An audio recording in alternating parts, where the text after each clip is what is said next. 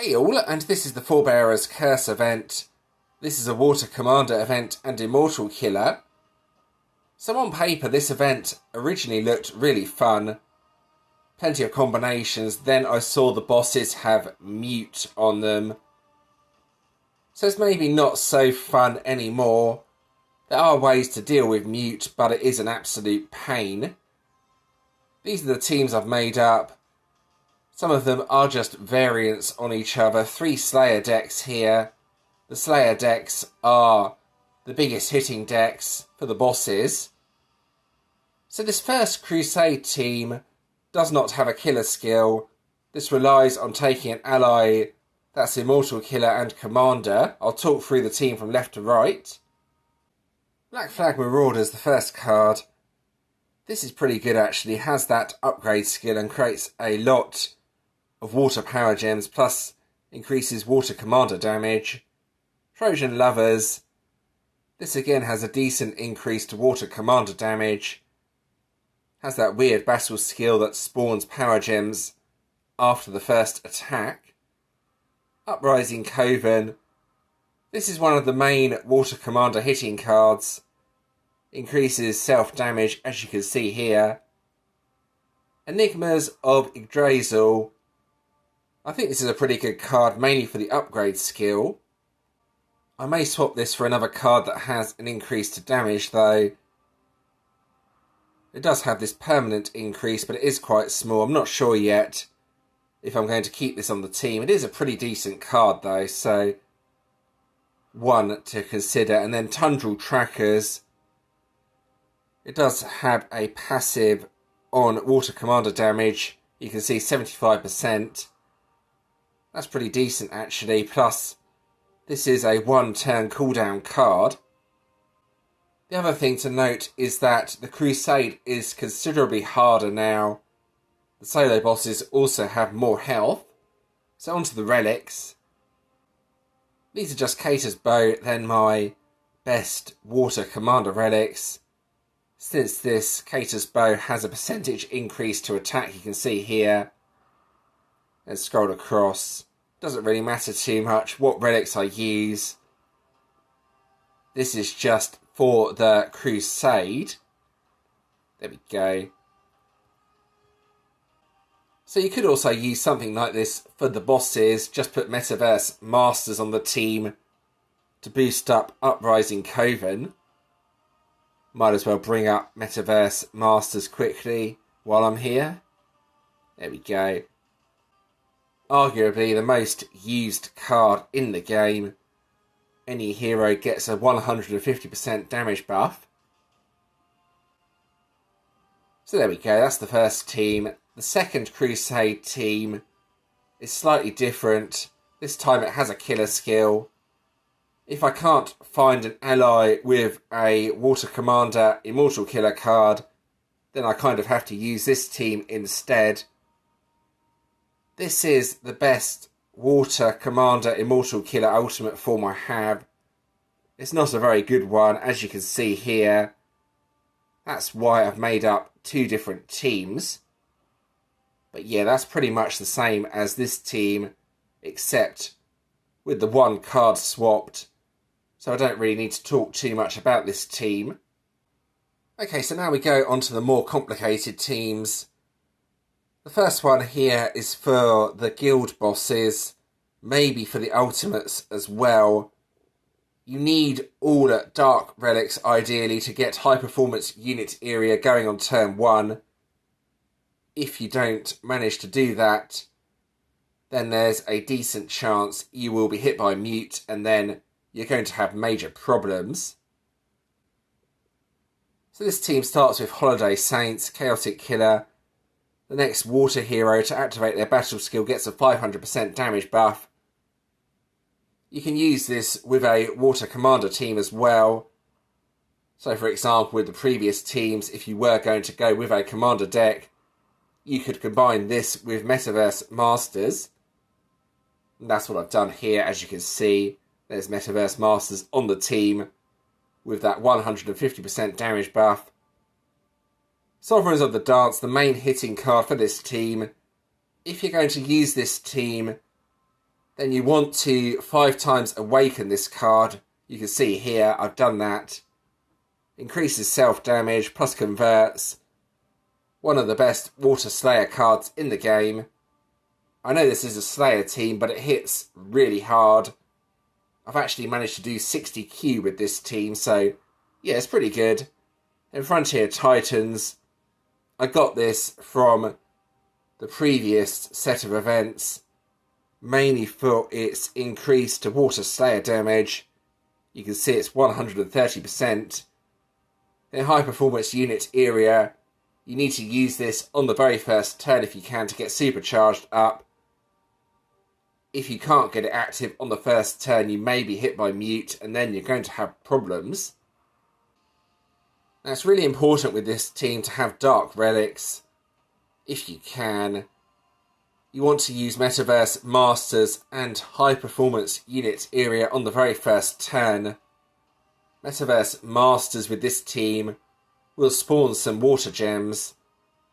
If you can't get Iria going on the first turn, you might get hit by mute, and then you're going to have to wait until Iria is not hit by mute, and that might take a long time, so do be careful. I have put Cater's Bow on the team though. I may also swap that for another Dark Relic if I can't get enough gems occasionally for Iria. It's also important with this team to make sure you break all the shields, since it's a boss's team, and I have 2 immortal relics at the end. You can see here, breaks 3 immortal shield. Then the one here that breaks 4, well, plus 1 per Dark Commander Ultimate hero, but the 7 is enough. The Ultimates team is a slight variant on this. The problem with this team is I'm not guaranteed to get enough Dark Gems up at the start. So this could be a problem when I do start on the Ultimates. I think the main focus for this event though should be the multi-bosses. They don't have mute or gem silence, making them considerably easier to defeat than the regular guild bosses in my opinion. The main changes to this team are this relic here, which breaks 2 immortal shield plus 1 per Water Slayer ultimate hero. Then another one here, breaks 2 plus 1 per Water Slayer ultimate. So breaks more shields but has less dark gems. Could be interesting to try on the team. So one other thing, how many shields does this team break? Well, let's work it out. So this relic breaks 5 shields. This one will break 5 as well. Then 3, so that's 13. Then that's 17 in total. Iria is not an ultimate form. 21, 22 shields. So, if this works, it should get me quite far in the ultimates. The problem is I'm going to be hit by mute repeatedly, and I'm probably going to get really frustrated. But yeah, I'm kind of expecting that. And then the final team is just a variant on the previous team, but without high performance unit Iria. It's just a straightforward left to right team basically, very easy to use. Without Iria though, the damage is considerably lower unfortunately. We have Holiday Saints again, the next water hero to activate their battle skill gets that 500% damage buff, combined with Metaverse Masters again, and Sovereigns of the Dance, the main hitting card. Valhalla's Vanguard is instead of Iria, but bear in mind, because this team doesn't have Iria, all that percentage increase to attack, just the damage buffs, it does actually do a lot less damage. But this is a turn 0 team, so to speak. You can activate it right from the start. Useful for the lower levels of the ultimates, I would have thought. Also useful for quick killing or quick hitting bosses. Just my best Water Slayer relics with the 2 relics that break the shields again basically. There's nothing too special about the relics. There we go, there's the Immortal Shield Breaker relic again. And the final one should be the other Immortal relic. But there we go. That's what I have made up so far out of my teams. Since Mute is going to be an absolute pain this event, you could try putting a Warden on the team that counters Mute. If you made up this Warden here, that has a pretty high level Mute counter and should be considered on the team. You still have to deal with Gem Silence though, even if you use a Warden, but doing something like this may help. My advice though is honestly to focus on the multi-bosses over the guild bosses. They don't have Mute and they give considerably more trophies as well. Obviously you're going to need either 5 different teams or a guild with 5 players that can handle the multi-bosses. But there we go, that's the teams I'm using for the event. Let's get on with the actual event. Here we go. Alright, so here we go with the Crusade. I'm going to be focusing on the umbral. Now bear in mind the umbral is a lot harder this time around. What I've done is sorted my friends by Immortal Killer. Ideally I wanted an ultimate form, but everyone seems to have the Freedom Flyers, so I'm going to just search for Water Commander heroes, then use my other team, the one that has the killer skill. It's going to take a bit of time. I think let's start at the bottom. This is what I would be using if I had a friend that had the killer skill needed, but I'm going to have to use the weaker team instead. Right, and here we go. Lagging a bit. It's always lagging. Right, so with this sort of team, for any bosses, I kind of need to use all of the cards. One of the important cards is the middle one, Tundral Trackers, since it's a 1-turn cooldown. So let's go left to right and see if this even kills the boss now. The bosses are so much harder. The waves are harder as well. Sometimes 1 trillion on the card doesn't even do any damage, so please be aware of that. 1.7. You can see here it just about killed it. Definitely struggled though. Oh, another boss. Yeah, the 1 card probably won't do that much damage. We will see. Oh! Actual fact, 1 trillion on the middle card here, Uprising Coven. That's not bad at all. We've got a Rouge Covid. Or Corvid. Did I just say Rouge Covid? Yeah, but that's... pretend I didn't say that. Corvid. Anyway, that's not doing anywhere near enough damage, so we'll try again. But yeah, you can see what the team is doing. It's actually doing better than I was expecting on my first few attempts. Wasn't really doing any damage at all. The end boss, though, is a pain. Now, the Juggernaut is the boss that gives the solo bosses. Do be careful if you can't defeat the solo bosses, or if you're struggling with them because of the defender skills. You definitely want to quit out at this point if a Juggernaut spawns, and then just try again. Yeah, that hardly did any damage. I'm not really sure why either. I think it's because Trojan Lovers with that damage buff wasn't activated. Let's try again anyway. Now the damage buff is active.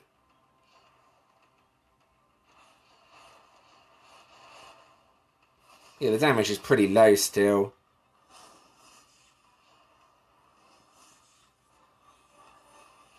This might take a bit of time. This is what I mean though by being harder. Normally hits like this would sort of get nearly through the boss. Plus it's a water event. They decided to increase everything on a water event and then give really nasty defender skills to the bosses. What have the players done to deserve this? That's what I want to know. The umbral bosses were already pretty tough. This should kill it though. That was a good hit. There we go, nice. That's the Crusade anyway. It's a lot harder.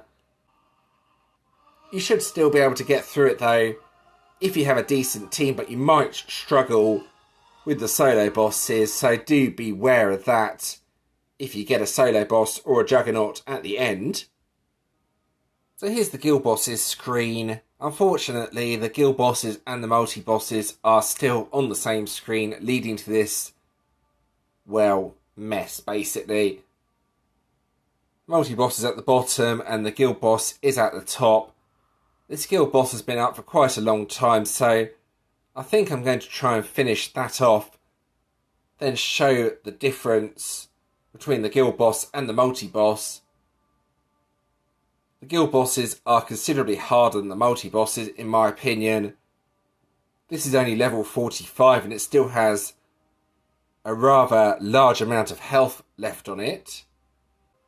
I think the best choice of team is the water bosses team. You can see here, since it has the dark relics, I will be able to at least get out one attack. Let's see what happens anyway. So what I need to do on the first turn is use both Iria and Metaverse Masters. You can see here, normally I get enough dark gems to use both, yeah, and then I need to match the water gems that have just spawned. And that will get rid of Mute as well, since I've managed to use Iria, and then I can just go from left to right and get a hit out. The problem is, after the very first turn, I have to hope that Iria doesn't get muted, otherwise I'm going to have major problems. But this looks like it's going to be an absolutely astronomical hit. Oh my goodness. 90.4 Q. Wow. Wow, that was incredible, actually. I wasn't expecting it to do that sort of damage. My best so far has only been around 60 Q. So that was pretty impressive, I think. Wow, got lucky there. Right. I think let's scroll down to the multi-boss. If the game stops lagging, it would be nice. There we go, there's the multi-boss. I might as well go ahead and try and kill this. You can see though, this team is extremely effective if you can get it to work. I think this team will work on the ultimates to a certain extent, but the problem is I might not have enough dark gems. This is definitely the better out of the two teams just because of the dark gems. But yeah, I'm going to go ahead and use this one just to show you the difference. And then you will see why I'm probably not going to use this team that much or focus that much on the ultimates. I'm not sure yet. Now, since this is a multi-boss and not a regular guild boss, it won't have mute or gem silence, which is always good. So the ultimates team will be the better option just because of the relics. You have to wait a bit though before you can do a decent hit with this team. At the start of the battle, it has a 40% damage reduction. So let's try this anyway. So I think, yeah, do an attack near the start. See how much damage it does. Then just wait until that buff, you can see here, the 40% is gone. I didn't actually get enough water gems or dark gems. I have now though. I think I might as well just wait one more turn until that buff on the Vanguard is gone, and then go left to right. Or I could try using Metaverse once, then using Metaverse again on the next turn. I think it's got rid of most of the gems on the board though with the match. So it doesn't really help too much. Yeah, but now the Vanguard buff is gone. Let's try this out. So it does all depend on how many loose power gems you have. There's none this time around, so the hit won't be that good. 33.6 Q though is not bad still. It's not low damage, but yeah. It's not as good as that what was it, 90Q or something I hit on the guild boss. But yeah, I think the multi-bosses are the way to go this event. They are a lot easier, even though you can't hit them very hard near the start of the battle. Mute really is the most annoying thing in this game. Or one of the most annoying things. Maybe Toxin plus Weaken could be more annoying.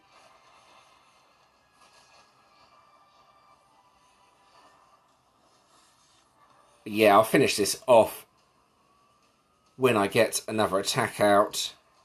It's taking longer as I haven't had any especially good boards, unfortunately, but yeah, we'll get there. We will get there on this turn. See if I can finish off with a really nice hit. This could be a good hit, actually. Let's see what it does. I reckon 75Q. No, 66Q. There we go. Nice way to finish off on the boss. Yeah, not that difficult to defeat. It just takes a bit of time. I think when they reach level 300, they are going to be a serious challenge. As with all the guild bosses, as they've been increased this event. But yeah, it wasn't that difficult to take down, I don't think. Now, the final thing I'm going to do is just hit one of the other bosses with my other team, just to show you the damage. Let's try the Radiant multi-boss. It's with the team that's... Where is it? I just tagged up the other two bosses, so I've kind of lost the team. There we go, that's the one. Just to show you the difference with this team over my other teams. Right, so this is just left to right on the very first turn. The problem is, because of that Vanguard buff, it's going to be a bit annoying, I think. Let's try it anyway.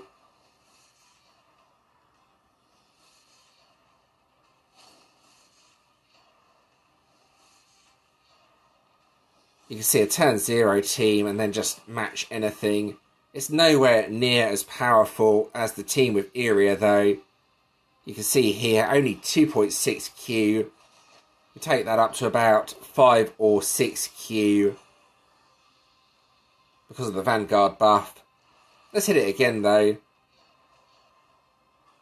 Wait until that buff goes down, and that gives you a proper idea of the damage.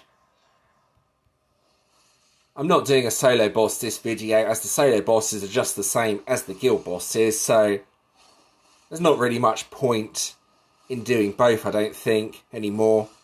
Keep the videos a bit shorter. Anyway, this should do reasonable damage. I think about 8Q. Oh, nowhere near. But yeah, that's what this team does anyway. Without Iria, the damage is a lot lower, unfortunately. So I kind of need to use the Iria team in order to get anywhere with this event, I think. Alright, let's go ahead and claim the event rewards. I'm already in Global, believe it or not. I've only been playing this event for around 2 hours. So it kind of gives you an idea for what people think of this event. There's the collection anyway, a bunch of Warden stuff. I can guarantee that the Wardens I will get won't be very good, but I might as well go ahead and claim them anyway and hope that I get something decent from this. There's a few decent rewards though, like the Bastion Shards you can see, but let's see what we get. Oh, I didn't even... Yeah, that was clever. I went too fast and missed it. But there, yeah. That's not too bad actually, I don't think. I'll be interested to see what the other Warden was that I kind of skipped. I think I might actually go and have a look quickly. Yeah, nothing to get too excited about.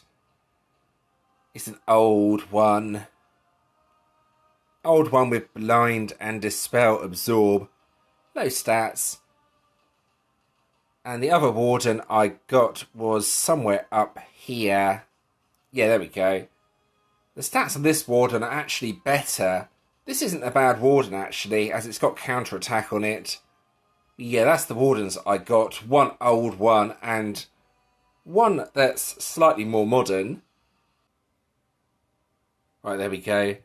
Go and claim that water essence as well while I'm here.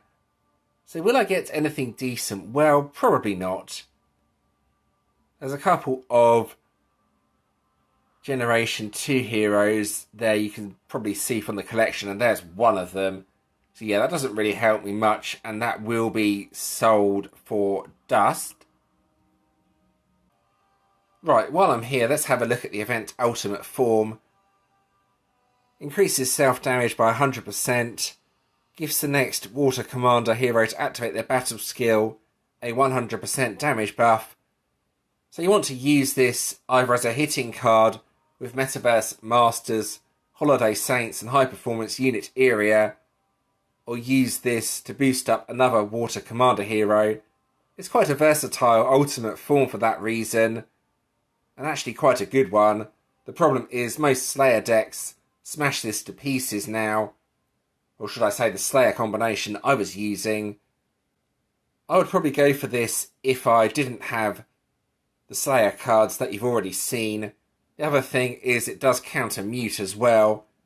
Since the counter is only mute VI, you're still going to get muted quite a lot.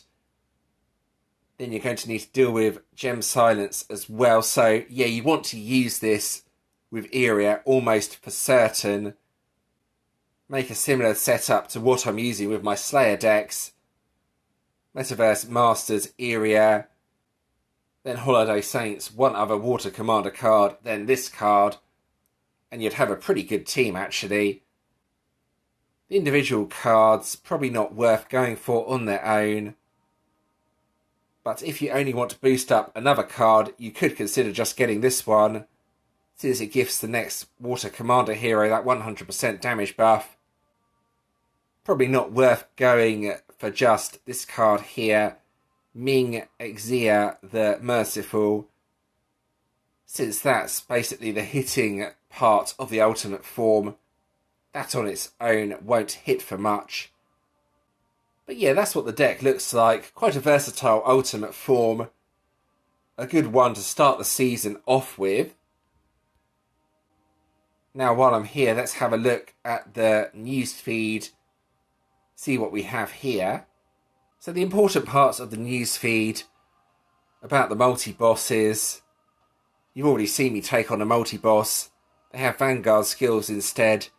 They're making them a bit easier than the guild bosses, but still, you either need 5 decks or 5 players that can defeat one level.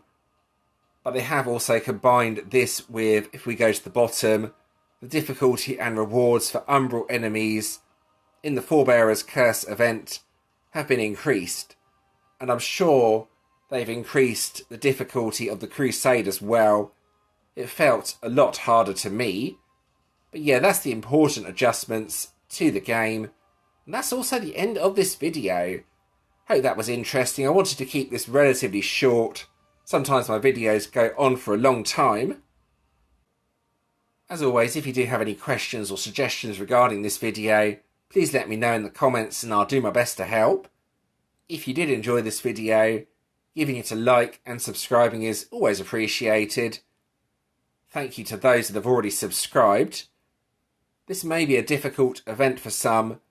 Don't give up though. There are quite a few options. As I've already mentioned, even if you don't have that good a team, the main problem is mute though, I think, making the multi-bosses one of the best options for the event. I've included the previous week's event video on the screen. You can also subscribe from here if you want to, or check out a playlist with some videos in. And thanks for watching.